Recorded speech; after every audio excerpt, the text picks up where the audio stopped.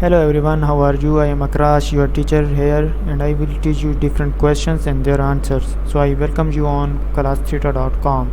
So our today's question is: Can a company reports the following costs and expenses in May: factory utilities 16,200, direct labor 73,000, depreciation on factory equipment 14,350, sales salaries 51,000, depreciation on delivery trucks 4,300, property taxes on factory building 2,800, indirect labor 50,700, repairs to office equipment 1,400, indirect materials 82,800, factory repair 3,040, direct materials used 1,41,700, advertising 16,800, factory manager salary 8,100, officer supplies used 3,630, and the answer of the question is: determine the total amount of manufacturing overhead. Factory utilities 16,200,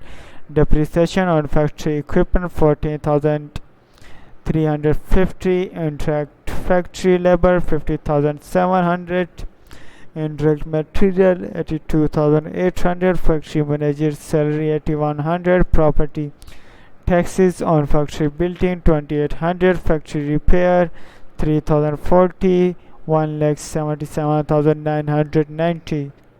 Thank you for watching the video. If you have any question related to this video, please post a comment below.